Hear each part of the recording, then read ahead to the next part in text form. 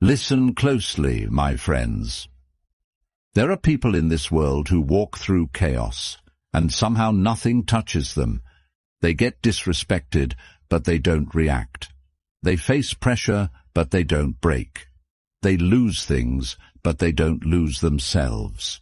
And when you look at them closely, you realize something strange. It's not that life is easier for them, it's that they've trained their mind in a way most people never will. Right now, you think your biggest problem is stress, people, overthinking, emotions. But what if I told you your real problem is that your mind is untrained? And because of that, anyone, anything, any situation can control you. Think about it. One message can ruin your mood. One insult can destroy your confidence. One bad day can break your momentum. That means you are not in control. And in a world like this, where people are easily triggered, easily distracted, easily manipulated, the person who controls their mind controls everything. So in this video, I'm going to show you 10 powerful lessons that will make you mentally strong, calm under pressure, and emotionally untouchable. Not surface-level advice, but deep, practical, philosophical principles inspired by thinkers like Marcus Aurelius, Epictetus, and others. But understand this, these lessons are not easy. They will challenge you, they will expose you, they will force you to confront parts of yourself you've been avoiding, and most people will quit halfway. But if you stay till the end, you won't just feel motivated, you will start thinking differently. Let's begin. Lesson 1. Master the space between stimulus and response. There is a moment so small, so invisible, that most people never even notice it. It is the moment between what happens and how you react. Someone insults you, there is a moment. Something goes wrong, there is a moment. You feel anger, fear, frustration, there is a moment. And in that moment, your entire life is decided. But here is the problem. Most people never use that moment. They skip it.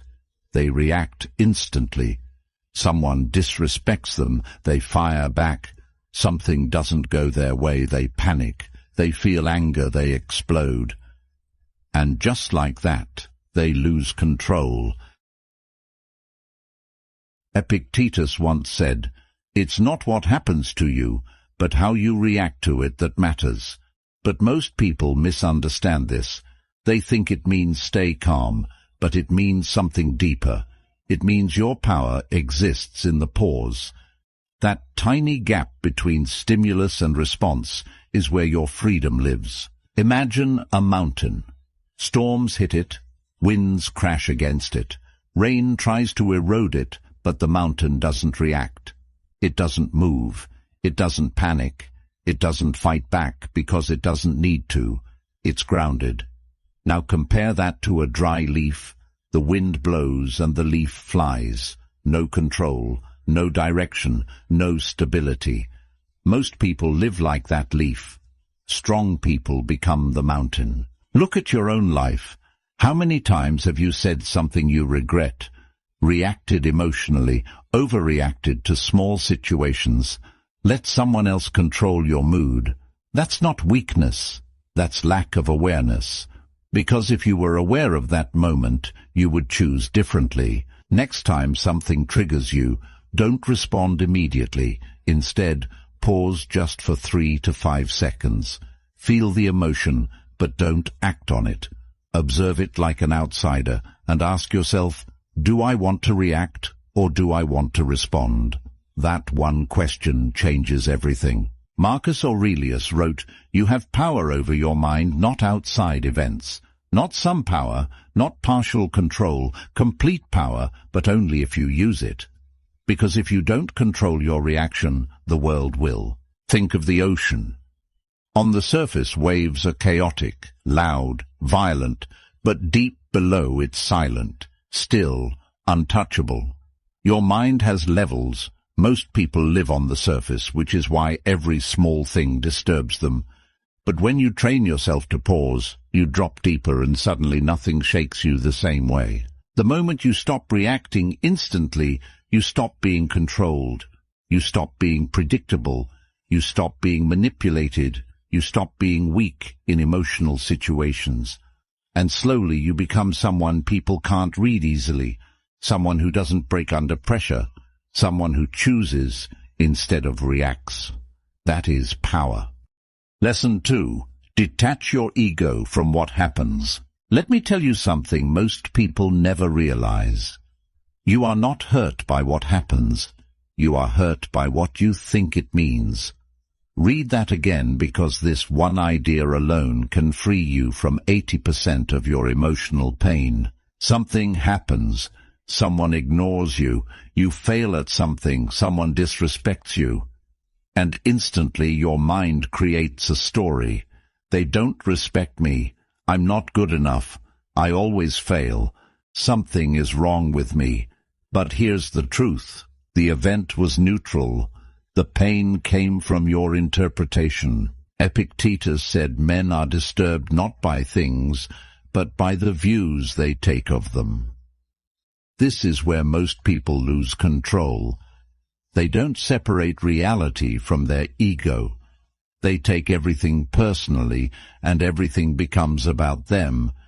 And when your ego is attached to everything, everything can hurt you. Imagine a mirror in a forest. Whatever stands in front of it, it reflects. A lion walks by, it reflects the lion. A storm passes, it reflects the storm. A broken tree falls, it reflects that too. But the mirror is never affected. It doesn't become the storm. It doesn't become the destruction. It just reflects reality as it is. That's how your mind should work. But instead, most people are like muddy water. Anything touches them, and they get disturbed. Their clarity disappears. Let's say someone doesn't reply to your message. Reality is they didn't reply. That's it.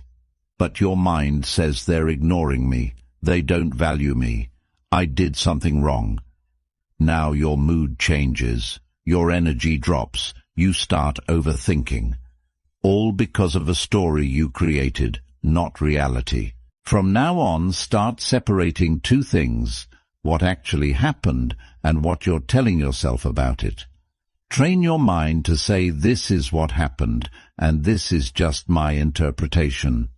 That one habit breaks emotional illusions. Marcus Aurelius practiced this daily. He would strip events down to their raw form. Instead of saying, this is terrible, this is unfair, he would say, this is just an event, nothing more. Because when you remove emotional labeling, you remove unnecessary suffering. Think about the sky.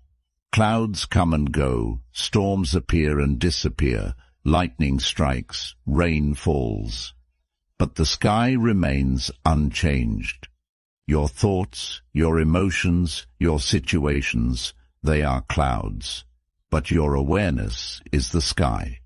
And the moment you identify with the sky instead of the clouds, you become untouchable. When you detach your ego, something powerful happens. You stop taking things personally. You stop reacting emotionally. You stop being easily hurt. And suddenly people lose power over you because they can't control your interpretation anymore. The moment you stop making everything about yourself, you free yourself from unnecessary pain. You start seeing clearly, thinking clearly, living with control, and that's rare. Lesson 3.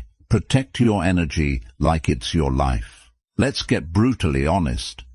Your biggest problem is not lack of time, it's lack of controlled energy. You wake up motivated, but by the end of the day you feel drained, irritated, and mentally exhausted, and you think you just need rest. But that's not the real issue. You're leaking energy all day long and you don't even notice it. It's not the big problems that destroy you, it's the small, constant drains. Pointless conversations, negative people, overthinking, scrolling, comparing, reacting to everything. Every time you engage with something unnecessary, you lose a piece of your mental power. Marcus Aurelius wrote, "The soul becomes dyed with the color of its thoughts," meaning whatever you expose your mind to, you become. If you surround yourself with chaos, you become chaotic. If you consume negativity, you become negative. And if you don't control your environment will control you. Imagine a clean river flowing through a forest, clear, calm, pure. Now imagine toxic waste slowly being dumped into it, not all at once, but little by little. At first nothing seems different, but over time the water becomes polluted. Life inside it starts dying. The flow becomes heavy and dirty. That's your mind. Every negative interaction and every useless distraction is pollution. And if you don't protect it, you slowly lose clarity. You talk to someone who constantly complains, and after 10 minutes you feel heavy. You scroll social media for 30 minutes, and now your focus is gone. You argue with someone over something small, and now your whole day feels off. These are not random effects. This is energy loss. Start asking yourself one question: is this worth my energy? Before replying, before engaging, before reacting, pause and evaluate. Because not everything deserves your attention, and attention is your most valuable resource. Epictetus taught you become what you give your attention to. So if you give your attention to nonsense, you slowly become part of it. But if you guard your attention, you build mental strength. Think of a tree in a harsh environment. If its roots are exposed to poison, it weakens. But if the roots are protected, even storms can't destroy it. Your attention is your root. Where you place it determines your strength. You can't be mentally strong if you're constantly surrounded by weakness. You can't stay calm if you keep feeding your mind chaos. You can't grow if your energy is being drained every day. Limit unnecessary conversations. Distance yourself from negative people. Reduce mindless scrolling. Stop reacting to everything. Spend time in silence. These are not small habits. These are energy shields. The moment you start protecting your energy, you stop feeling drained and start feeling powerful, because now your mind is no longer open to everything, it's controlled. And control is where strength begins. Lesson 4. Kill your expectations before they kill your peace. Let me ask you something. Why do you get frustrated? Why do you feel disappointed, angry, or irritated? It's not because life is hard. It's because life didn't go the way you expected. Read that again. The hidden cause of suffering is expectation. You expect people to respect you. You expect things to go your way. You expect results for your effort. You expect fairness. And when reality doesn't match that expectation, you suffer, not because of reality, but because of the gap between what is and what you wanted. That gap is where frustration is born. Marcus Aurelius understood this deeply. He trained himself every morning to expect difficult people, unfair situations, unexpected problems, not because he was negative, but because he was prepared. Imagine a river flowing through rocks. The river doesn't expect a straight path. It doesn't get angry at obstacles. It doesn't stop and complain. It adapts. It flows around, over and through, because it doesn't have expectations. It moves with reality. But humans expect a straight road, and when life gives them rocks, they break. You help someone and expect appreciation, but they don't appreciate you, and now you feel hurt. But the pain didn't come from helping. It came from expecting something in return. You work hard and expect success. Things don't work out, and now you feel like a failure. Again, not reality, expectation. Start doing this. Before anything happens, tell yourself things might not go my way, people might disappoint me, plans might fail.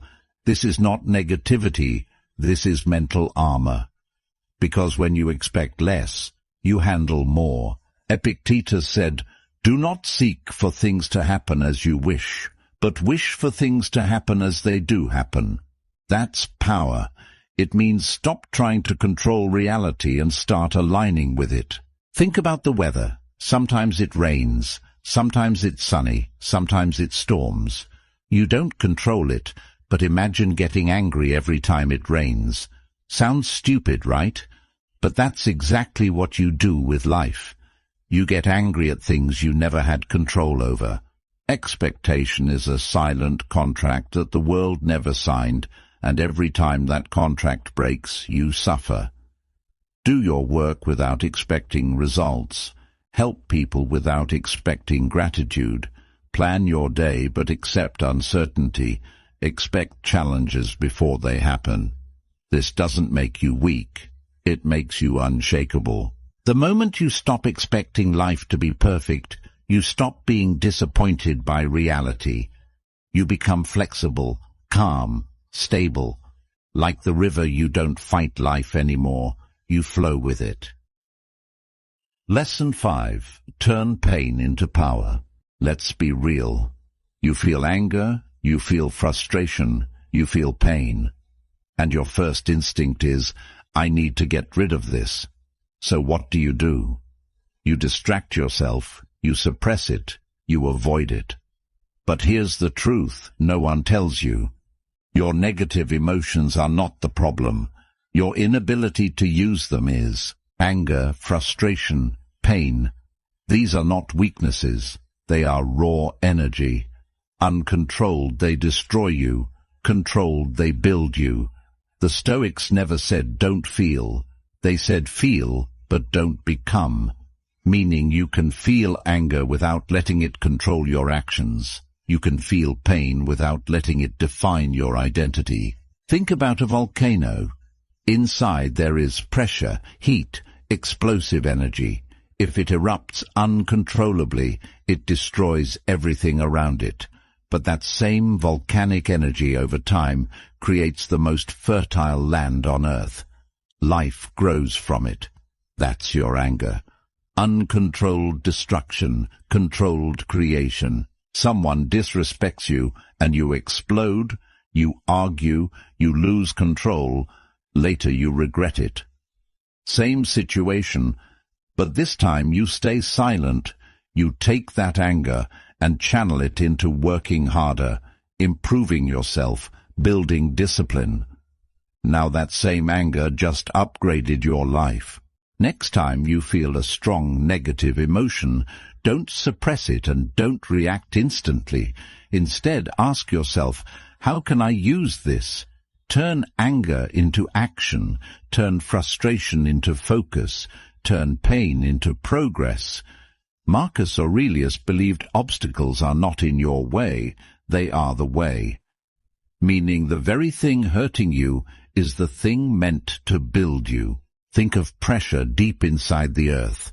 Over time that pressure creates diamonds. No pressure means no diamond. Same with you. No pain means no growth. If you keep avoiding discomfort, you stay weak. If you learn to use it, you become dangerous. When angry, train harder, work harder. When frustrated, focus deeper. When hurt, build something meaningful. When rejected, improve yourself. Don't waste emotional energy, redirect it. The moment you stop running from pain and start using it, you become unstoppable. Because now nothing can break you, everything becomes fuel. Lesson 6. Destroy overthinking by returning to the present. Let me ask you something. How much time do you spend thinking about things that haven't even happened yet? Be honest. You imagine worst-case scenarios, you replay conversations in your head, you stress about the future. And slowly you start feeling anxious without anything actually happening. Overthinking is not thinking. It's uncontrolled imagination. You are creating problems that don't even exist. You are fighting battles that are not real. And your mind reacts as if they are real. That's the trap. What this does to you is simple but dangerous. Your body feels stress, your energy drops, your focus disappears, your peace is gone. All because of something that only exists in your mind. The Stoics understood this deeply. They knew anxiety comes from living in a future that doesn't exist. Marcus Aurelius would constantly bring himself back to one question: what is happening right now? Not tomorrow, not later, right now. Think about a deer in the wild. When there's danger, it reacts instantly and runs. But once the danger is gone, it goes back to grazing. It doesn't sit there thinking, what if the lion comes back? What if I die tomorrow? It returns to the present. That's why it stays calm. Humans do the opposite. We sit safely and still create fear. You have an important conversation tomorrow. Instead of preparing calmly, you start imagining, what if I mess up? What if they judge me? What if it goes wrong? Now your anxiety rises, your confidence drops, and by the time the moment comes, you are already mentally exhausted. Not because of reality, but because of imagination. From now on, when your mind starts overthinking, ask yourself, is this happening right now? If the answer is no, pull yourself back. Focus on your breath, your surroundings, what you're doing. Because reality exists only in the present. Everything else is mental noise. Epictetus taught you don't suffer from events, you suffer from your imagination of them. That's why control of attention is everything. Where your attention goes, your emotional state follows. Think of your mind like a flashlight in the dark. Wherever you point it, that area becomes your reality. Point it at fear and you feel fear. Point it at the present and you feel calm. The darkness hasn't changed, only your focus has. Most of your anxiety is self-created, not by reality, but by your refusal to stay present. Limit thinking about things you can't control. Focus only on the next step. Bring attention back to your breath. Stop replaying past and future scenarios. This is not avoidance. This is control. The moment you stop living in your imagination, you start living in reality. And in reality, most things are not as bad as your mind makes them. That's where peace begins. Lesson 7. Stop needing approval. Let me ask you something honestly. How much of what you do is actually for yourself, and how much of it is for approval? Think about it. You post something and then keep checking who liked it. You do something good and wait for appreciation. You achieve something and want recognition. And when it doesn't come, you feel unseen, unappreciated, not enough. That means one thing: your self-worth is in someone else's hands. The moment you start depending on approval, you lose freedom. Because now your mood depends on others, your confidence depends on others, your decisions depend on others. And slowly, you stop being yourself. You start performing, acting, adjusting, just to be liked. Marcus Aurelius wrote, "I am not made for what others think of me." Think about that. Most people live like this. If they like me, I'm valuable. If they criticize me, I'm worthless. That's emotional slavery. Look at the sun. It shines every day. It doesn't ask, do they like my light? Are they appreciating me today? It doesn't care if it's cloudy or if people notice. It just shines. That's power. Now compare that to a candle in the wind. A small breeze and it flickers. That's someone who depends on approval. You do something good but no one notices, and suddenly your motivation drops. Why? Because you weren't doing it for yourself, you were doing it for validation. And without it you feel empty. Start asking yourself daily, did I act according to my values? Not did people like me, or did I get praised? If the answer is yes, that's enough. Because real confidence comes from self-respect, not applause.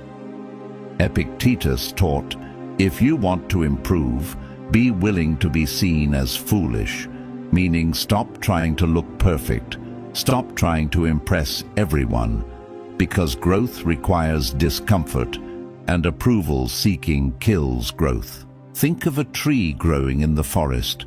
It doesn't compare itself, it doesn't ask for validation, it doesn't stop growing because no one is watching. It grows because that's its nature.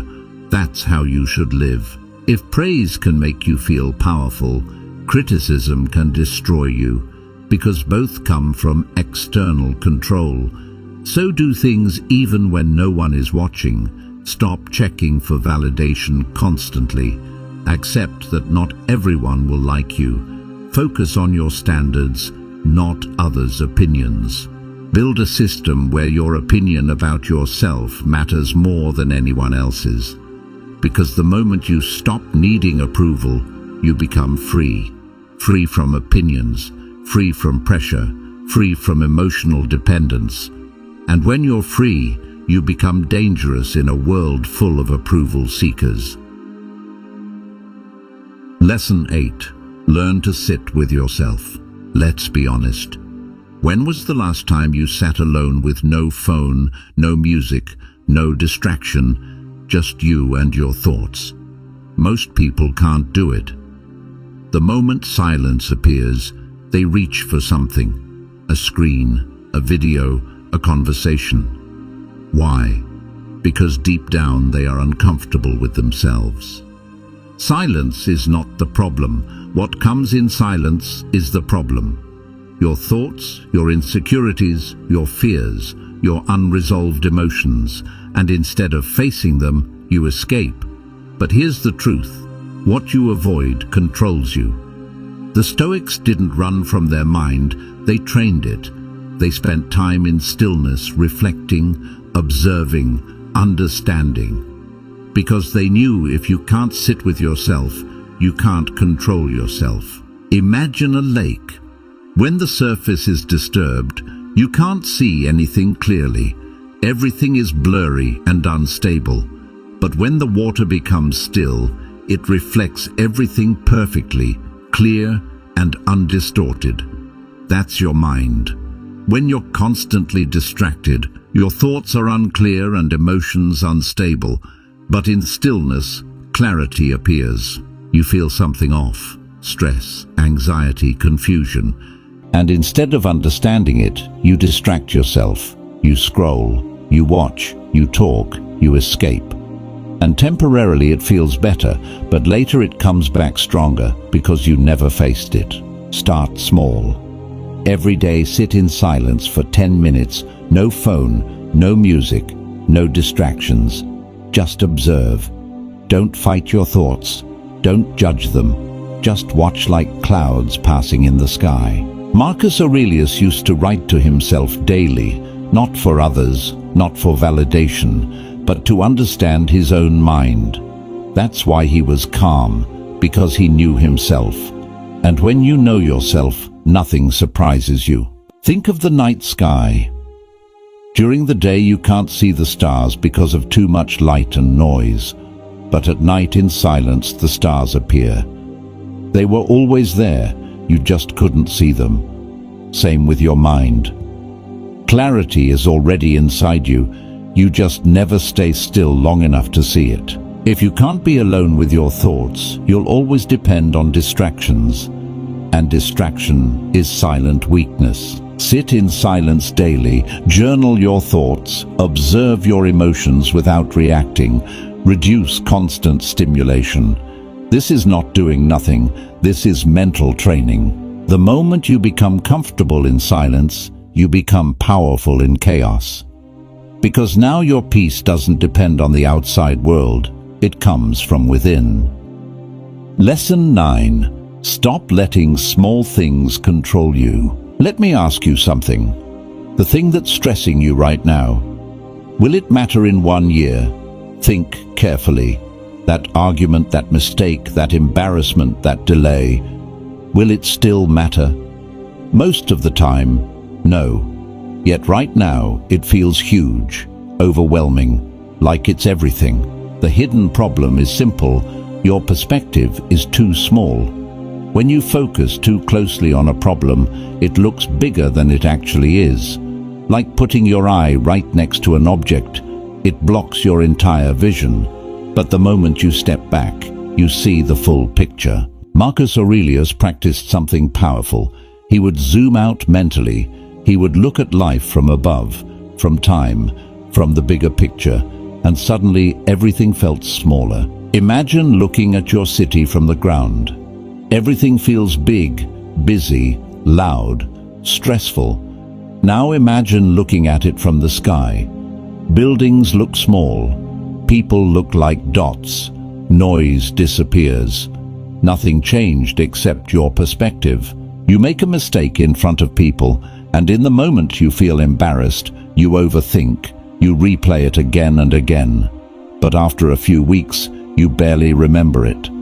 After a year, it's gone. So why give it so much power now?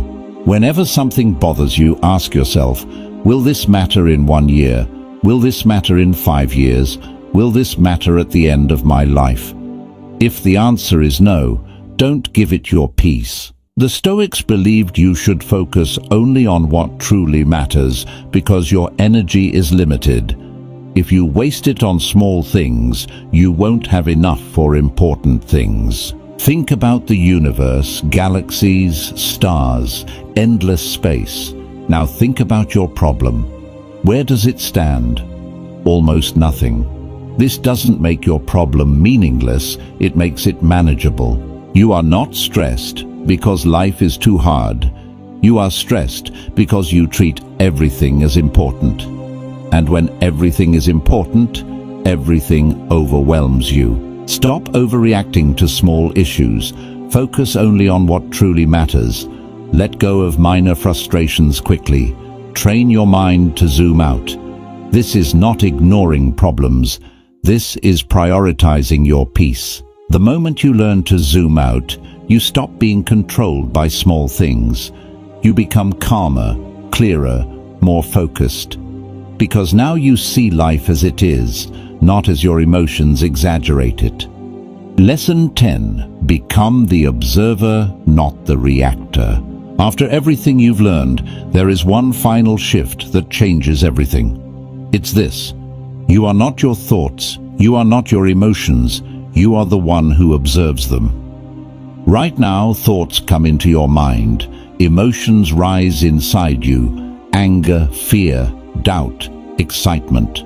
And most people identify with them. They say, I am angry, I am anxious, I am sad. But that's not true. You are not anger, you are not anxiety, you are not sadness. You are the one noticing them. Because the moment you identify with emotions, you lose control. But the moment you observe them, you create distance. And in that distance, you gain power. Imagine sitting on the side of a road watching cars pass by. Each car is a thought. Each car is an emotion. Some are fast, some are loud, some are disturbing. But you don't jump in every car, you just watch. That's what your mind should do. But most people jump into every thought and every emotion and get carried away. You feel anger, and instead of observing it, you become it. You react, you speak, you regret. Same with anxiety, same with sadness. But imagine this. You feel anger, and you say anger is present, not I am angry. Now there's space. Now there's control. From now on, start labeling your emotions like this. Fear is here, anger is rising, stress is present. This creates separation, and separation creates awareness. This idea exists across philosophies like Stoicism, Buddhism, and modern psychology. They all point to the same truth. Awareness is freedom. When you are aware, you are not controlled. Think of the sky again. Clouds come and go, storms pass, but the sky never changes.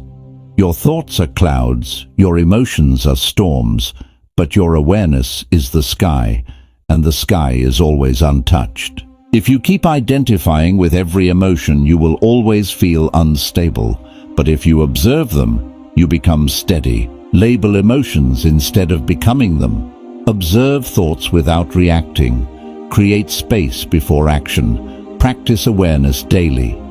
This is not suppression, this is mastery. Listen carefully. You started this as someone reacting to life. Now you have the tools to control it. These 10 lessons are not information, they are transformation, but only if you apply them. Because knowledge without action changes nothing. So now the choice is yours. Go back to your old patterns or step into control. Because once you see this clearly, you can't unsee it. And once you start practicing, you don't go back. You become calmer, stronger, unshakable, and slowly you become the person that chaos cannot touch. Stay disciplined, stay aware, stay in control.